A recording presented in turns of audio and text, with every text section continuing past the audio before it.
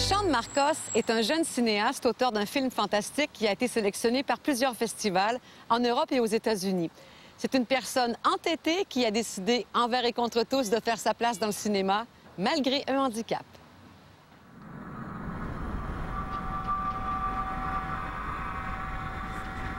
Tyrone est pris en Michel, ça va?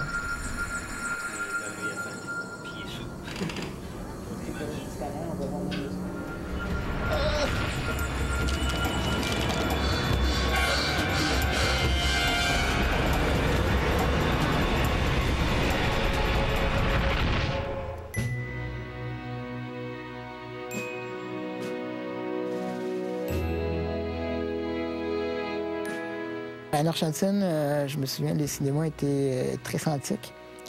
C'était souvent dans des très vieilles églises.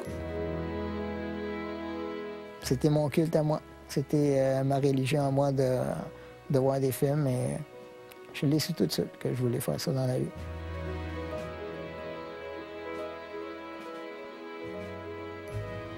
C'était beaucoup ma grand-mère qui s'occupait de moi quand j'étais jeune.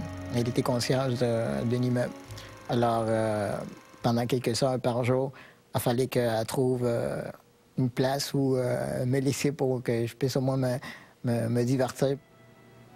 Il y avait un cinéma au coin de la rue et je me souviens qu'il y avait des placiers.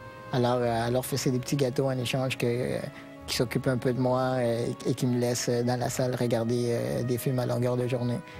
La guerre des étoiles, Indiana Jones, Rencontre du troisième type. Et des fois, j'avais la salle pour moi tout seul. Mes parents ils ont découvert à l'âge de 2 ans que j'étais atteint de la dystrophie musculaire. Moi, je suis né ici, mais à l'âge d'1 an, mes parents sont retournés à Northampton. Ils ont décidé de revenir ici pour me donner une chance de mieux réussir dans la vie.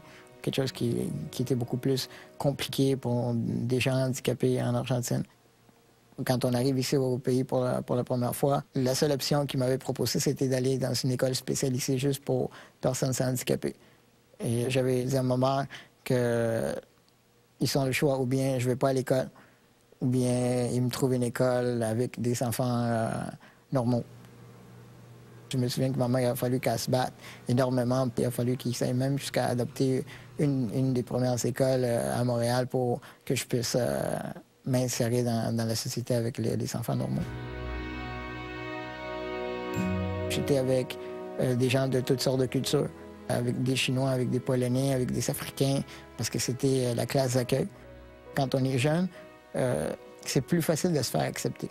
L'enfance est allée tout peu. Les enfants m'aider même à m'intégrer d'une certaine manière.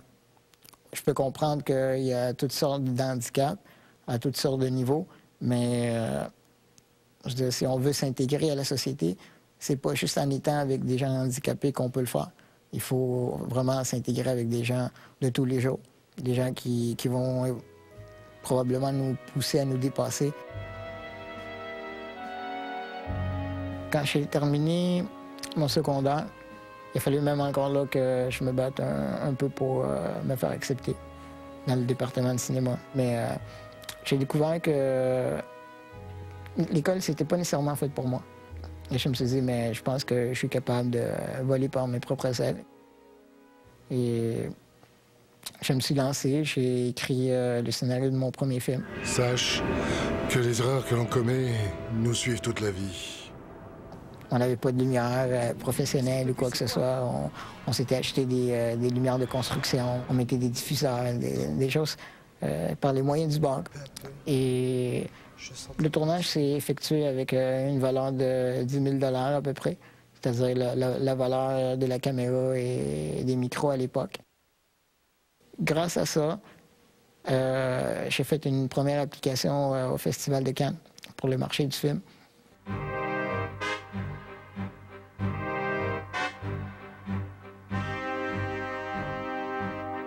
Une madame qui travaille à l'administration m'avait approché. Elle m'a dit « Ah, mais vous avez une très bonne accréditation, producteur, réalisateur, écrivain. Alors, vous pouvez faire éventuellement la soirée de clôture qui inclut le tapis rouge. »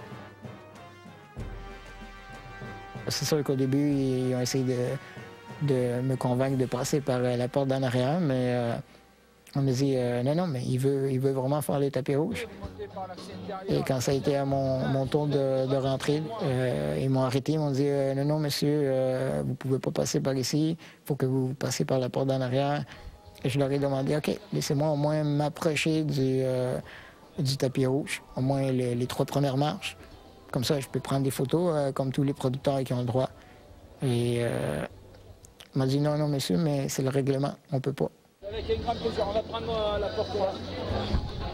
Le festival à Cannes, il est parfaitement adapté. C'est-à-dire que je peux même aller sur la plage pour aller faire les meetings avec les producteurs, etc. Comment ça se fait que tout est si bien adapté, mais la montée des marches, qui est quelque chose de si symbolique, l'est pas. Alors, on a décidé de commencer un documentaire parce que je me rendais compte que ça devenait une question d'image et pas une question d'accessibilité ou de discrimination parce qu'on est juste handicapé ou quoi que ce soit. C'était simplement qu'on ne voulait pas avoir une image comme celle-ci sur le tapis rouge à côté des gens comme les Brad Pitt, les Angelina Jolie et autres.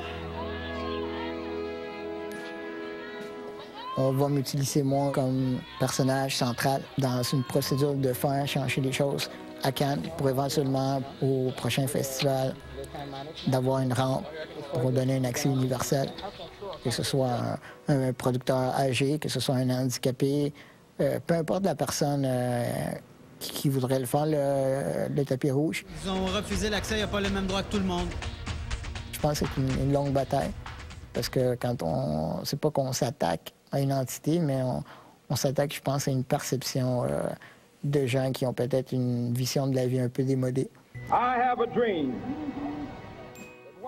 Des fois, je disais, on rencontre un producteur, il te regarde de la tête aux pieds en disant « Mais toi, tu prétends faire du cinéma? » Il faut aller voir un petit peu plus loin de la perception qu'on peut avoir de quelqu'un.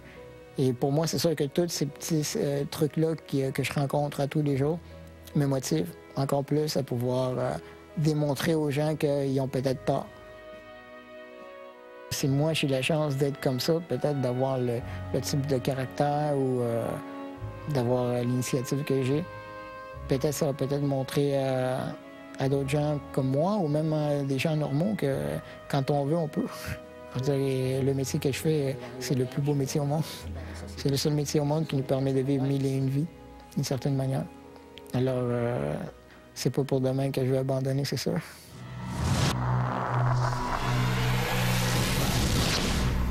Tout ce qui est hors de contrôle effraie les gens.